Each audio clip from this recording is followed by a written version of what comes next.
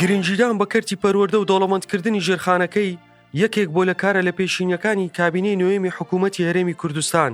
هەر لەم کابینەیەدا بە وردی و بە پلانێکی ستراتیژی درێژخایەن سەدان پرۆژەی جۆراوجۆر لە بواری دروستکردن و نۆژەنکردنەوە و زیادکردنی پۆلی نوێی خوێندن بۆ قوتابخانەکانی هەرێمی کوردستان کراوە. ئاستەنگەکانی بەردەم پرۆسەی فێرکردن لادراون و ئەم کەرتە بە تەواوی بوژاوەتەوە. سەبارەت بە بینایی قوتابخانەکان لە ستونی بەڕێوەبەرایەتی گشتی پەروەردەی هەولێر لە کابینینەوە 55 قوتابخانە بە کوالیتێکی باش کە کەوتە خزمەتی قوتابیان. لەم چوارچێوەیەدا لە سنووری پارێزگای هەولێر 55 قوتابخانەی نوێ دروست کراون. 300 قوتابخانە نۆژەن کراونەتەوە و چەندین قوتابخانە دەرخستەیان بۆ کراوە بۆ کەمکردنەوەی فشاری ئەو قوتابخانانەی کە ڕێژەی قوتابیانیان زۆرە 123 پۆلی نوێی خوێندن دروست کراوە. جگە لەمانەش قوتابخانەکان لەسەر دیزاینێکی نوێ و بە سیستەمێکی پێشکەوتوو بەڕێوە دەبردرێن.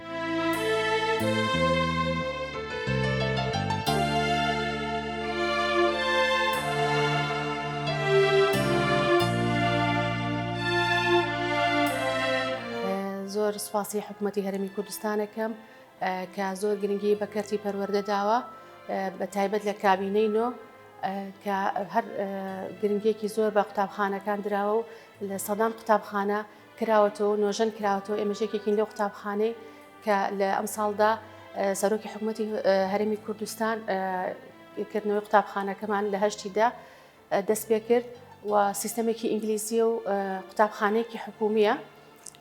سیستەمەکانی هەڵسەنگاندن و پلتفۆرمی قوتابخانەکەم بەکاردەهێنین کە ئێمەشێکێکین لەو قوتابخانانەی کە لە 50 قوتابخانەی وەزارەتی پەروەردە دیاری کردووە.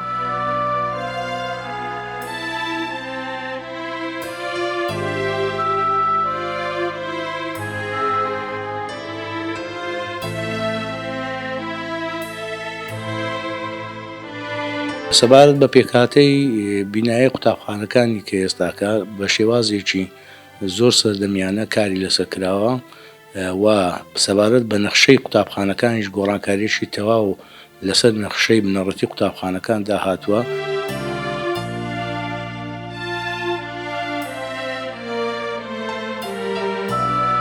بەڵێ بە خۆشحاڵیەوە لە کابینەی نوێی حکوومەتی هەرێمی کوردستان نزیکەی 55 قوتابخانە دروست کراوە لە هەموو قەزا و گوند و ناحیەکانی سەر بە پارێزگای هەولێر. ئەو قوتابخانانێک کە زیاتر مەترسیان هەیە لە سەرجانی قوتابیان و مامۆستانەوە و قوتابخانانێک کە پێویستیان بە نۆژەنکردنەوەی ئەو قوتابخانەیە کە زیاتر کەرەڤانەیە یان پۆلیان لە کەرەڤانەیە دەرخستەی پێویستمان بە هەموو قوتابخانەکان ئامادە کردووە و لە ئێستادا لە وەزارەتی داراییە و چاوەڕێی موافقەی دەکەین و ئینشاڵڵا بە زووترین کاریش دەست بە ئیشەکان دەکەین.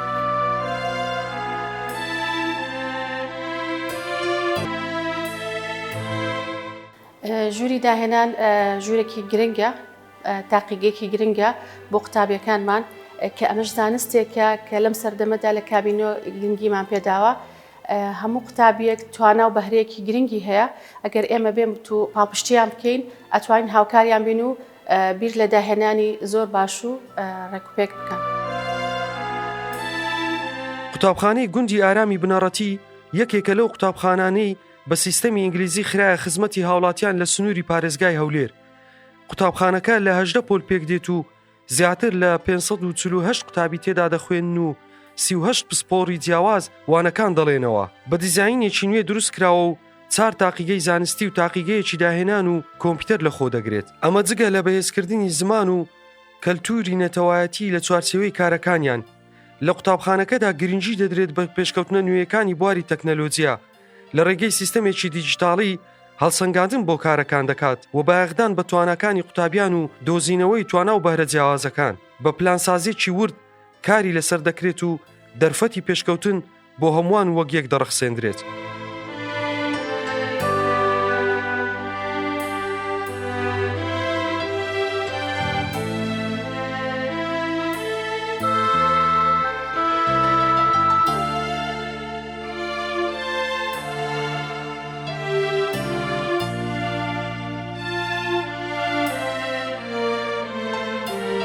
قوتابخانەکەمان پێک هاتووە لە 18 پۆل و 548 قوتابیمان هەیە. 38 مامۆستا و 8 فەرمانبەرم هەیە بە دەستەی کارگێڕیەوە 4 مختبەراتمان هەیە 2 مختبەری زانستمان هەیە لەگەڵ مختبەرێکی کۆمپیوتەر و زائدەن مختبەرێکی داهێنانمان هەیە.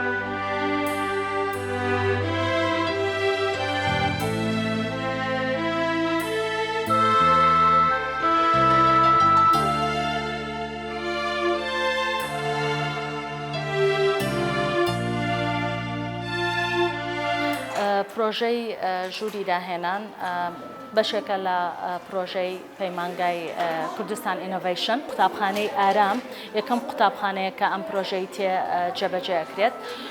سوودی ژووری داهێنان ئەوەیە توانای قوتابیەکان و هزری قوتابیەکان بێ کۆتایی دەتوانن لەم ژوورەیە قوتابیەکان توانا و هزری خۆیان بەکاربێنن.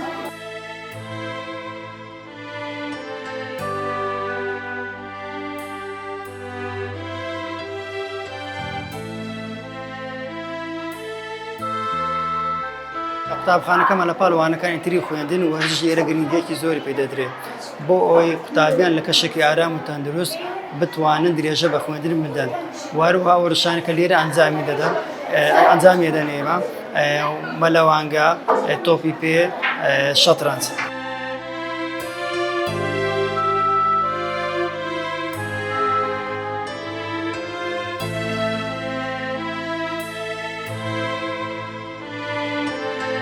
پلانێکمان هەیە لە ڕووی ئەو گەڕەکە نوێیانێک کە لە شاری هەولێر ئێستا دروست دەکرێت و چەند هەندێک قوتابخانەیە کە کۆنن پێویستیان بە نۆژەنکردنەوەی گشتی هەیە یان مەترسیان هەیە لە سەرڕوخان چۆڵمان کردوونە. زۆر قوتابخانە ئێستا لە بەرنامەماندانایە لە زۆربەی گەڕەکان لە زۆربەی ئەو گوند و ناحیە و قەزایەکان قوتابخانەی نوێ دروست بکرێت.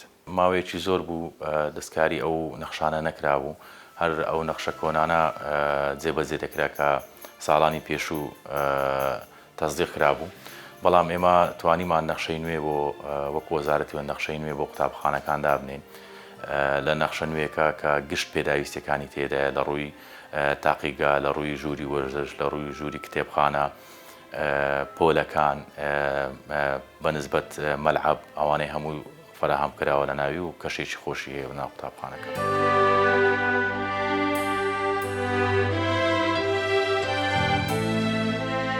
یەکێ لە ئەرکە سەرەکیەکانی ئێمە گرنگی دانە بە توانای قوتابیەکانمان لە ڕووی ئەکادمیەوە و بۆ نمونە هونەر، وانەی مۆزیک لەگەڵ وانەی وەرزش بە تایبەت گرنگیمان داوە بە لایەنە وەرزشە تاکەکان کە شەترەنجە و مەلەوانیە.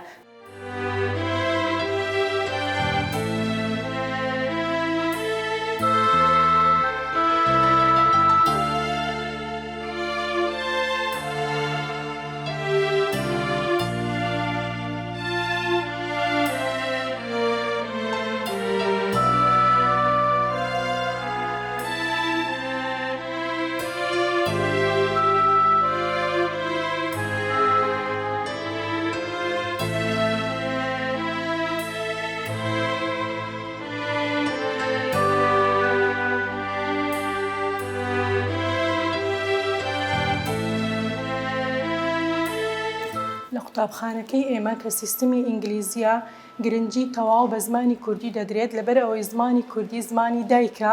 ئەگەر مناڵەکان فێرە کوردیەکی ڕەوان نەبن ناتوانن فێرە زمانی بێگانەش ببن.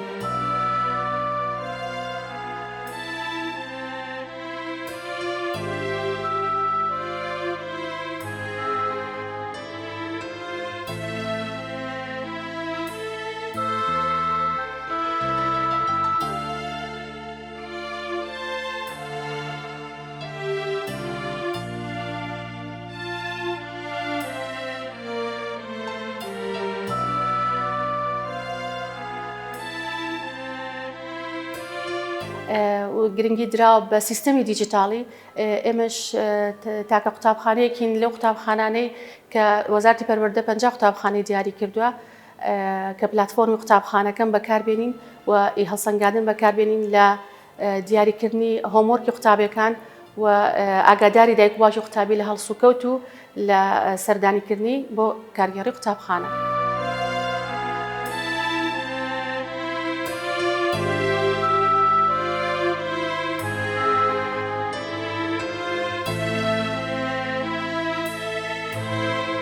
پلتفۆرمی قوتابخانەکەم پلتفۆرمێکی زۆر گرنگە بە تایبەت بۆ قوتابیانی پۆلی 1 و 2 3 کە ئەم ساڵ ئامادە کراوە و ساڵانی داهاتوش ئینشاءالله ئەوانی ترەکرێتە بواری جێبەجێکردنەوە.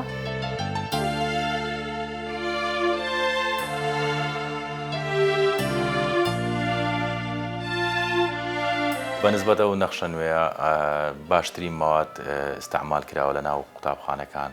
هەموو قوتابخانەکان بە شێوەی سیستەمی هەیکەلی دروست دەکرێتن و هەموو ئەو موادانی کە تێدایە موادی عەزلن، موادی دژی ساردوی گەرمینە. هەموو مواسفاتەکی ناو قوتابخانەکەش لە ڕووی مەسەلەن لە ڕووی بۆیاغ و لە ڕووی کاشی و لە ڕووی واجیهە و لە ڕووی هەموو شتە هەندەسیەکانی ترەوە هەمووی کوالیتی باش استعمال دەکرێت.